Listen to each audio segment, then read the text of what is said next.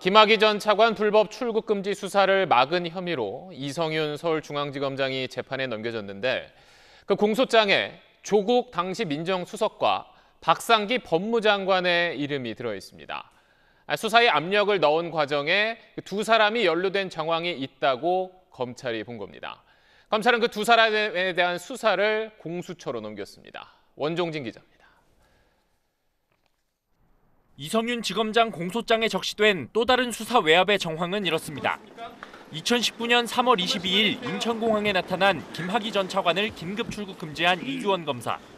자신이 불법 출금 혐의로 안양지청에 수사를 받고 있다는 사실을 알게 되자 이광철 당시 청와대 선임행정관에게 알렸고, 이 선임행정관은 직속 상관인 조국 민정수석에게 이 검사가 곧 유학을 갈 예정이니 수사를 받지 않고 출국하도록 검찰에 얘기해달라고 부탁했다는 겁니다.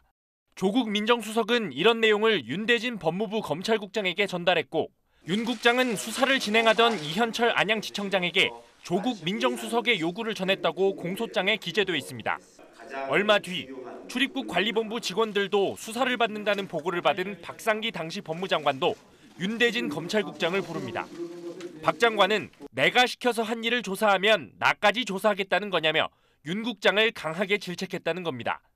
윤 국장은 다시 안양지청장에게 전화해 긴급 출금은 법무부와 대검이 협의한 건데 왜 계속 수사하느냐며 박 장관의 질책을 전달했다고 적혔습니다.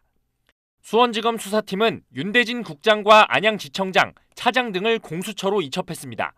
조국 전 장관은 SNS를 통해 이 건과 관련해 수사 압박을 가하거나 지시한 적이 없다는 입장을 밝혔습니다.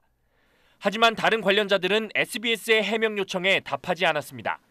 검찰로부터 사건을 이첩받은 공수처는 사건 내용을 검토한 뒤 처리 방향을 결정하겠다는 입장을 냈습니다. SBS 원종진입니다. 네, 안녕하십니까, 김현우입니다. 더 많은 뉴스와 라이브 이벤트를 보고 싶으시면 화면 오른쪽을 눌러서 구독해 보시길 바라겠습니다. 또 저희 SBS 앱을 다운로드 하시면 속보 알림도 받아보실 수 있습니다. 항상 저희 SBS 뉴스를 시청해 주셔서 대단히 고맙습니다.